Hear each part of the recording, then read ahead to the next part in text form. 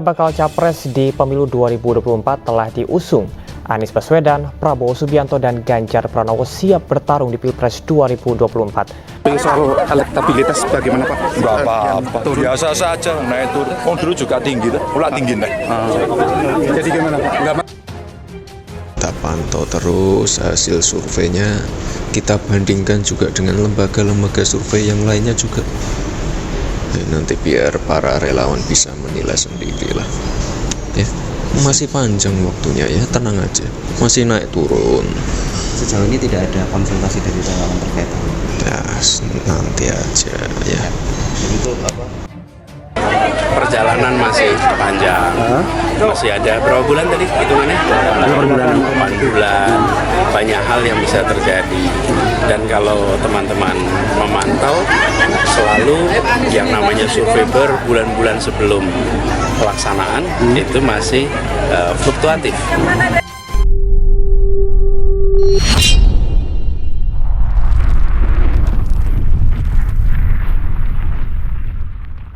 Tapi bagaimana proses-proses yang terjadi pada upaya-upaya penjagalan Anies Baswedan yang itu rupanya gagal total. Gagal total. Bahkan sampai KIB pun sekarang dukung Anies.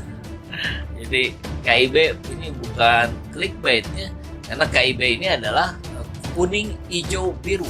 Itu dituangkan dalam sebuah deklarasi yang mengusung Anies Baswedan menjadi presiden tahun 2024 sampai tahun 2029.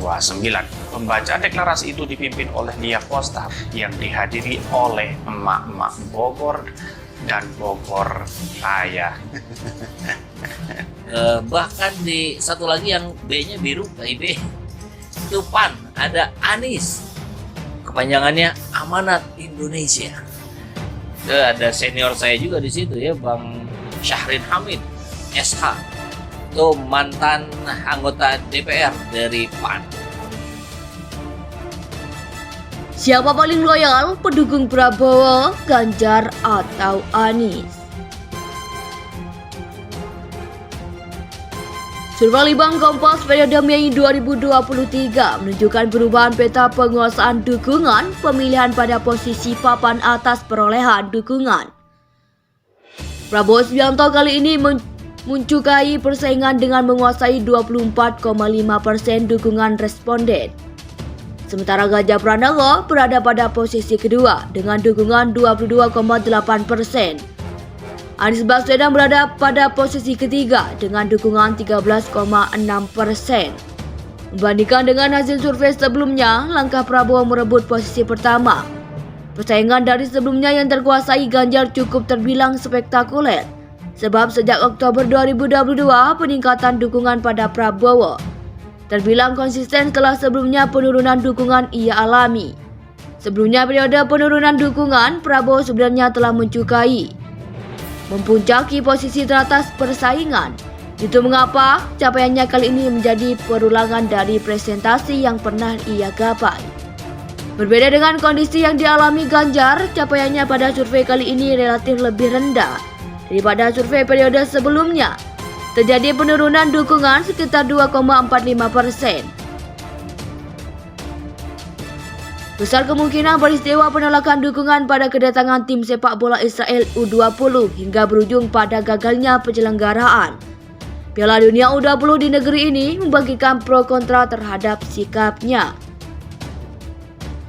Pada sisi lain, dukungan Anies Baswedan tetap stagnan. Beberapa manuver politik yang terjadi, baik pencalonan resmi Nasdem pada dirinya sebagai capres Oktober 2022, pembentukan pencapresan bersama PKS dan Demokrat yang kemudian dinamakan Koalisi Perubahan untuk Persatuan, serta beragam aktivis tim temu relawan sepanjang tahun ini belum mampu mendongkrak dukungan pemilihan secara signifikan.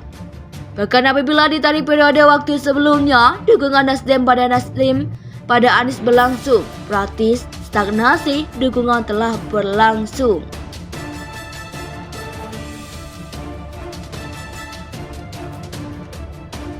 Terkait dengan dukungan partai politik pun menunjukkan loyalitas partai yang terbilang kuat pada kedua sosok capres. Pada Ganjar, pendukung utama para pemilih PDIP 53,1%.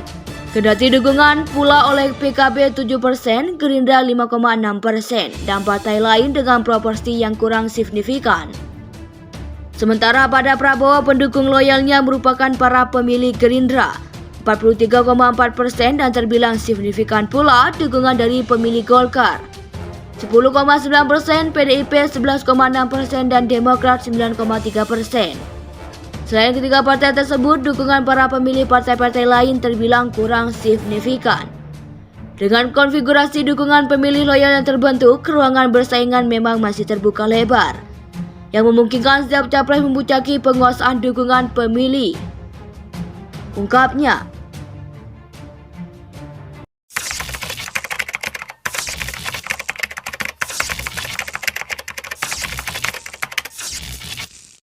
Itu juga sama, sudah mendeklarasikan dukung Anies. Nah sekarang nampaknya bergabung nih, Go Anies, kemudian Gerakan Pemuda Ka'bah dengan Anies, Amanat Indonesia mendeklarasikan secara bersama-sama. Artinya bahwa tidak hanya di Bogor, berbagai daerah pun banyak emak-emak itu mendeklarasikan Anies Baswedan saat ini. Bahwa relawan Anies Baswedan atau Anies Baswedan untuk Bogor dan Bogor Raya dideklarasikan begitu banyak, ratusan orang yang hadir di Bogor tersebut. Artinya bahwa deklarasi itu sekedar diketahui bahwa Anies Baswedan dan mantan Menteri Pendidikan era Jokowi Yusuf Kala digadang-gadang sebagai calon terkuat Presiden 2024. Artinya adalah trust kepercayaan Anies Baswedan saat ini begitu tinggi terhadap masyarakat, apalagi emak-emak ini. Kalau kata diri tentu tidak hanya kepada Nasdem, tapi pasti juga kepada Demokrat dan PKS. Legasi Anies di Jakarta juga coba dihancurkan. Terakhir mengenai sodetan Kali Ciliwung, rombongan pejabat ramai-ramai membuat sindiran. Kita tahu siapa saja itu ya, Basuki, Menteri PUPR, kemudian Pak Jokowinya langsung bicara. Ini seolah-olah dianggap bahwa selama kepemimpinan Anies itu diabaikan, tidak dikerjakan, sodetan Ciliwung. Padahal masalahnya justru di era Ahok. Bahkan ada deklarasi komando Anies, kemudian ada relawan Anies, kemudian ada sobat Anies, semuanya yang akan mendukung Anies Baswedan untuk maju di Pilpres 2024 ini. Pasti banyak dong cebong-cebong itu kepanasan ketika ada Anies Baswedan yang dideklarasikan oleh emak-emak yang begitu antusias bagaimana menyambut seorang gubernur menjadi presiden yang amanah dan jujur, dan tentu ini adalah merupakan sebuah catatan besar